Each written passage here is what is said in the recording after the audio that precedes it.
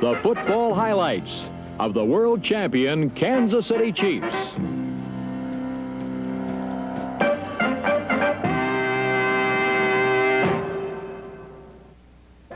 This is the brightest day I've had in my sports career, I'll tell you for sure, and I don't think there'll ever be one to equal it.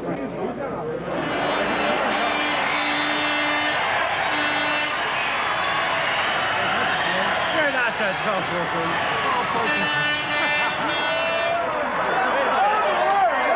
I want to introduce the greatest quarterback in pro football, Lenny Dawson.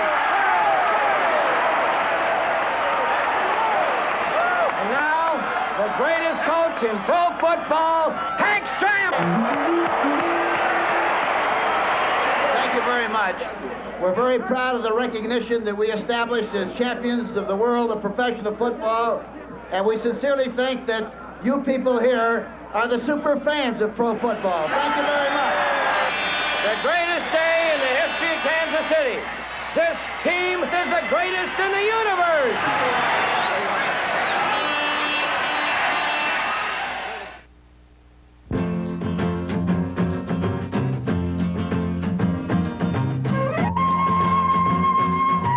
It all began with Coach Hank Stram's training grind, which had the Chiefs supremely fit for the season's opener in sunny San Diego. As usual, the Chiefs' defense swarmed all over the Chargers. And as usual, their favorite target was quarterback John Hadl. Hadl was forced into 4 interceptions, 2 by Johnny Robinson. Despite a painfully swollen passing hand, Len Dawson threw 2 touchdown passes to Otis Taylor as the Chiefs swept past the Chargers 27-9.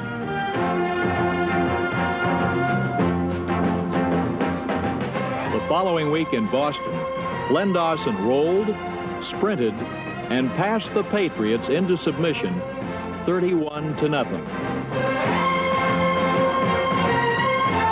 Len Dawson is the complete quarterback, a picture book quarterback, the AFL's all-time leading passer, a durable leader who had missed only 3 games in 9 years. And then suddenly, it was over. A torn ligament in his left knee twisted Len Dawson's future into a question mark.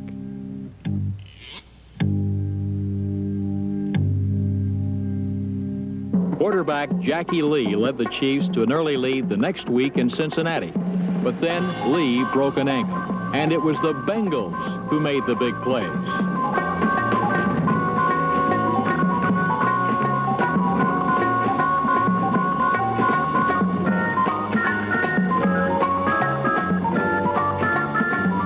The Bengals won 24-19, and the Chiefs left Cincinnati in 3rd place and without their top 2 quarterbacks. The next week, the Chiefs hobbled into Denver. The starting quarterback position had passed to a young man named Mike Livingston, who had never before started a pro game. For 3 periods, 2 rugged teams slugged it out in a swamp. Finally, a perfect sweep sprung newly acquired Warren McVay, and Hank Stram had found a new way to win. Then came the home opener against the Indoor Oilers. The opening handshake was the last sane event of the day.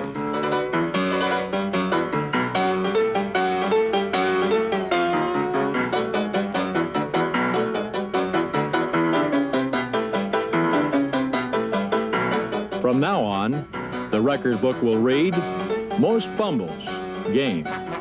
Kansas City, 10.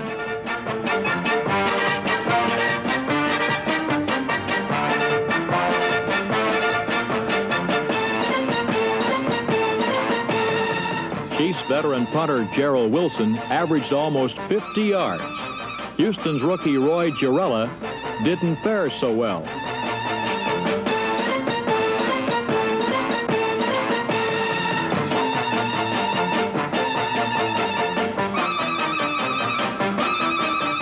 Any kind of a kick was risky at best.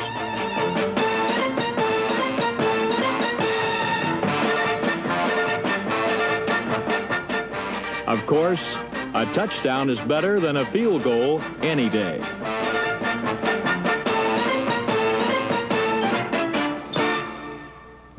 The following week against Miami, Mike Livingston led the Chiefs to their third straight victory with his first 300-yard passing day, including the longest play from scrimmage of the pro season, 93 yards to Otis Taylor, who pulled a muscle but was rescued by Robert Holmes.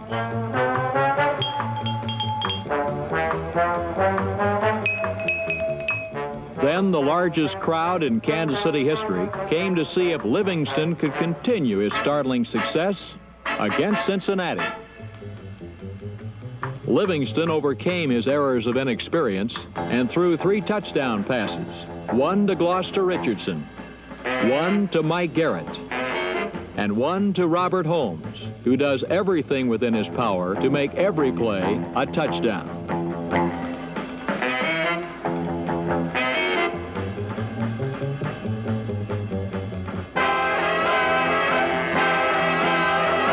The crusher was applied by former Bengal Warren McVay, who skittered 80 tortuous yards to a touchdown, as the injury-riddled Chiefs closed the first half of the season by avenging their only defeat.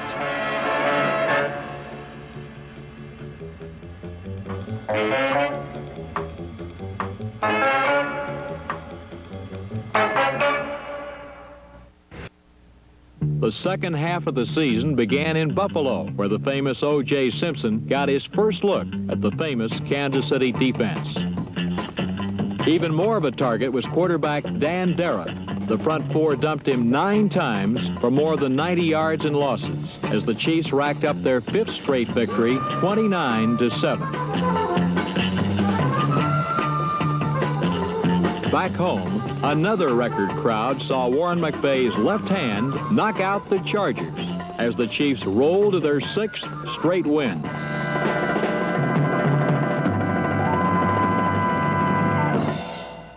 Joe Namath and the world champion Jets had also won 6 straight, and the largest crowd in AFL history jammed New York's Shea Stadium to see Super Joe shoot holes through the Chiefs' bulletproof defense.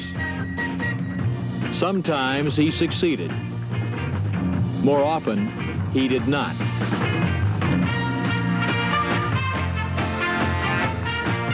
The other quarterback that day was a man named Dawson, who was ready to test himself against the Jets' tough pass rush.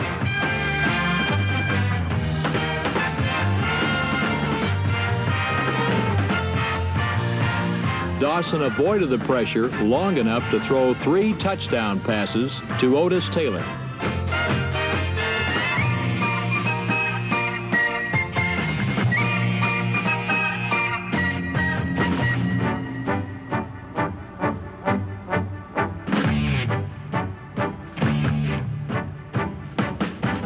The Chiefs had won their 7th straight, 34-16, and a national audience finally recognized that the Kansas City Chiefs were for real.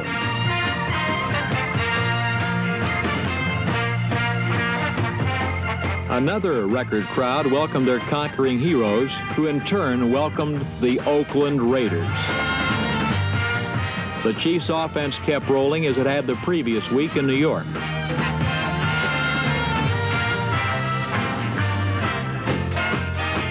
Len Dawson continued to throw touchdown passes. One more sailed to Otis Taylor.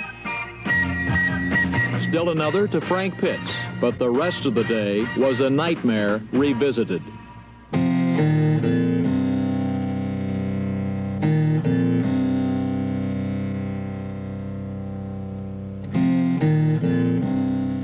The Raiders literally stole the game 27-24.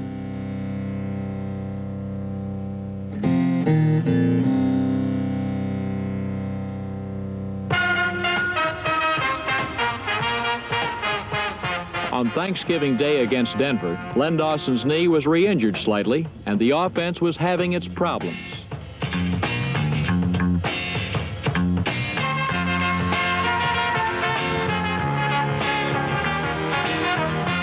The defense saved the day. Emmett Thomas intercepted and flashed 47 yards to a touchdown.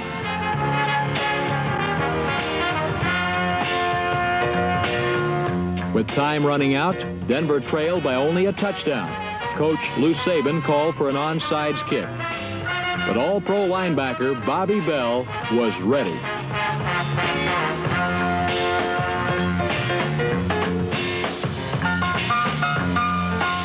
Bell's touchdown wrapped up the Chiefs' 19th win in 20 games against the Broncos.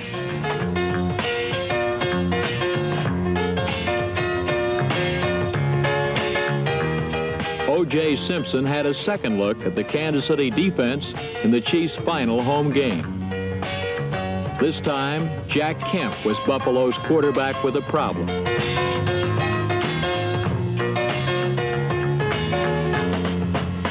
Late in the game, O.J. finally broke loose and tied the score.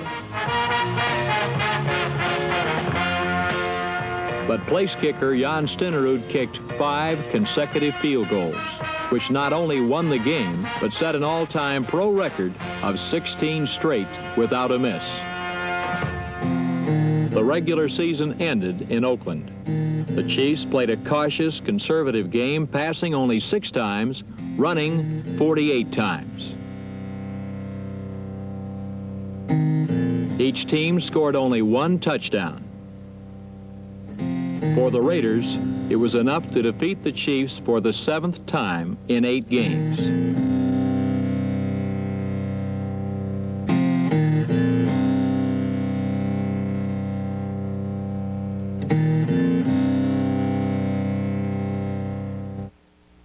Hank Stram became the winningest coach of the winningest team in AFL history because of an irrepressible drive to find a way to win. He built a team of infinite variety, from its opportunistic special teams to the longest and most accurate place kicker in football.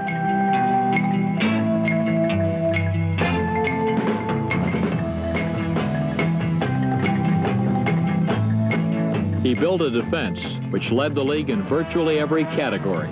Number 75, Jerry Mays, was voted the AFL's all-time best defensive end.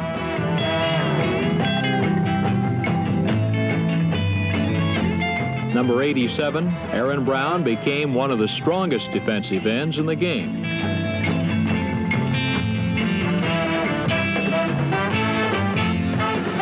All-Pro Buck Buchanan, number 86, has long been a pillar of strength in the middle.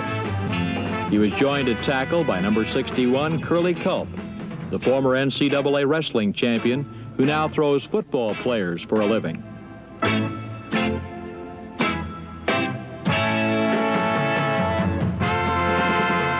Middle linebacker Willie Lanier, number 63, is one of the best at getting to the ball, playing off the block, and then punishing the ball carrier. Number 51, Jim Lynch, is one of the most mobile linebackers in football.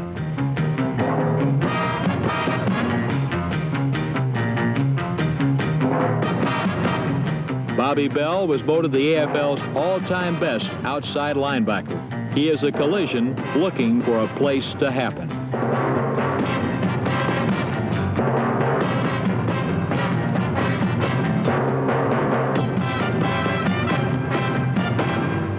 The Chiefs secondary has always had tough hitters.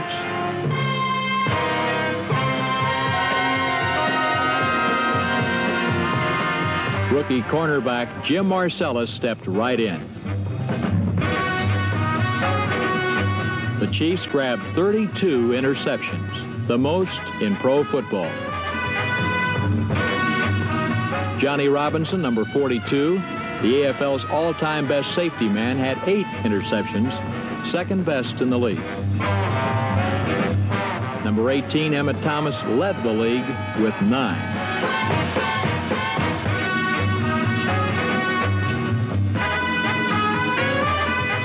Jim Kearney, number 46, became one of football's strongest strong safeties. Smart, aggressive, fast, he always seemed to be making good things happen for the Chiefs. He is the valuable but unsung kind of player every championship team must have.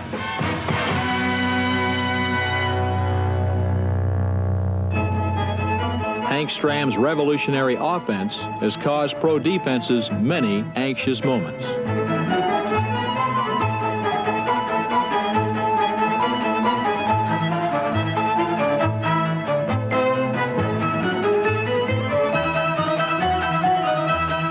Sometimes it really helps to have a quarterback who can run. Usually, however, the Big Five, Tyer, Hill, Buddy, Mormon, and Holub, facilitated the more noticeable parts of the game, like the forward pass. One of the more noticeable Chiefs was number 84, Fred Arbanis, the AFL's all-time best tight end.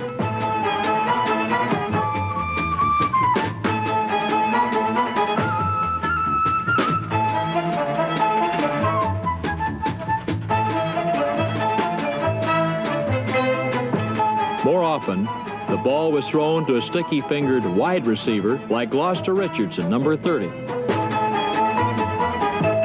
Or number 25, Frank Pitts, one of the swiftest runners in pro football.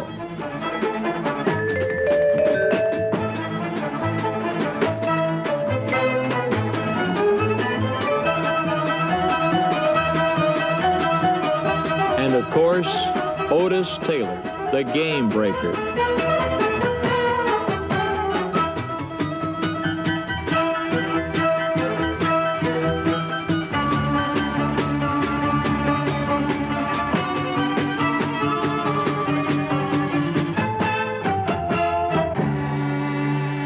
As usual, the Chiefs led the league in rushing.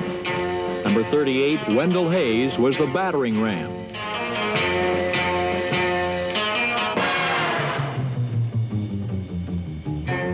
And then there were the mini backs. Number 6, Warren Motor Mouse McVeigh. Number 45, Robert the Tank Holmes. And number 21, Marvelous Mike Garrett. They are only 5 feet 9 inches tall, but they are among the game's most scintillating performers.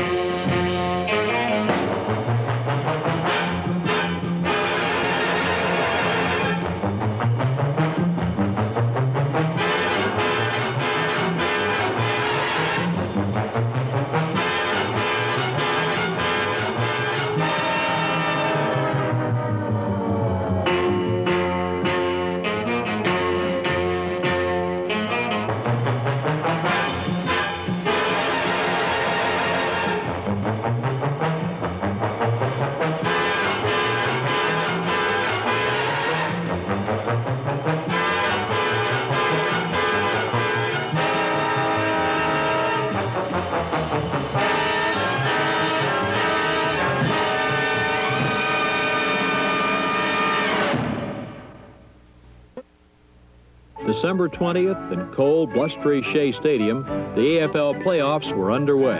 In the fourth quarter, a New York field goal tied the score after the Jets had been stopped 3 times from the Kansas City 1. On first down, Matt Snell had gained only 1/2 yard.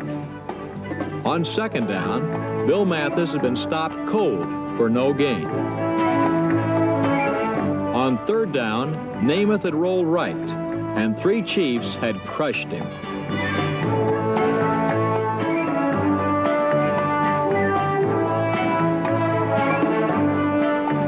Then suddenly, Len Dawson and Otis Taylor turned the game around with a 61-yard explosion to the Jets' 19-yard line.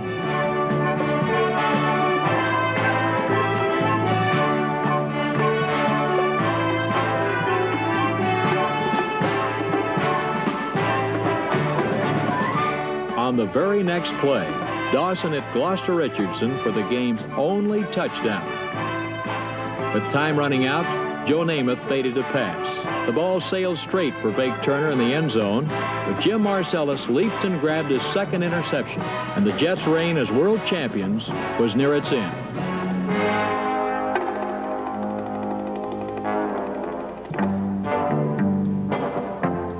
With less than a minute to play, the Chiefs punted, and the Jets had one final chance.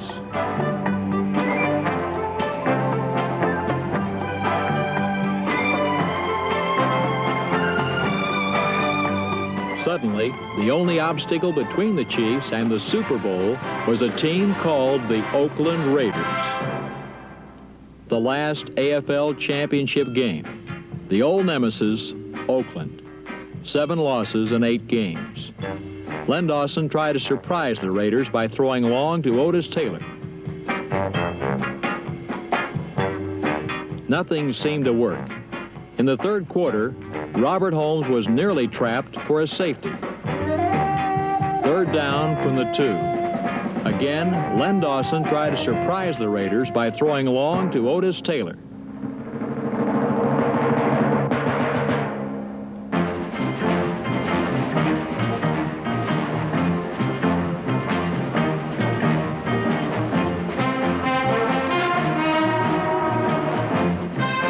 Suddenly, a 14-7 lead, and everything was up to the defense.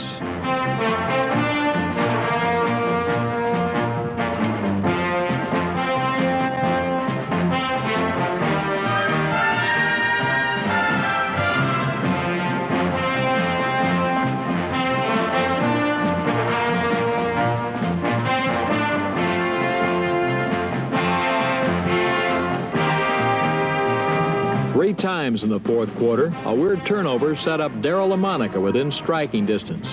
And 3 times in the fourth quarter, the Chiefs intercepted Lamonica.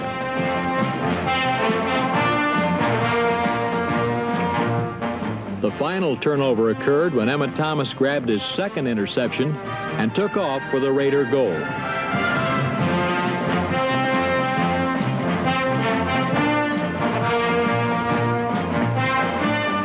Thomas's 62-yard dash set up Jan Stenerud's clinching field goal, and the Chiefs had finally beaten the Raiders and had won their way to the Super Bowl.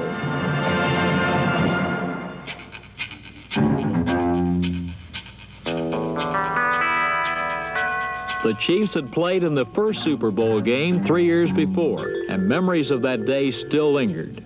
Memories of that beautiful, hopeful day in Los Angeles when Hank Stram's Chiefs met Vince Lombardi's Packers, the universally acclaimed Team of the Decade. But this time would be different, as Joe Kapp and the Minnesota Vikings soon discovered.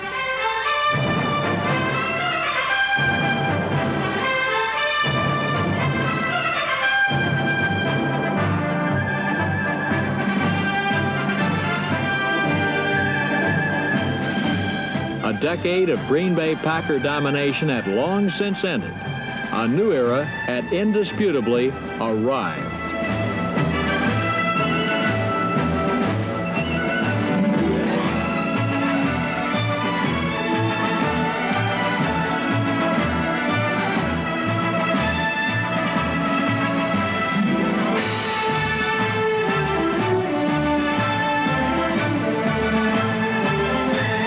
The Green Bay Packers may have been pro football's team of the 60s, but Coach Hank Stram's Kansas City Chiefs had become pro football's undisputed team of the 70s.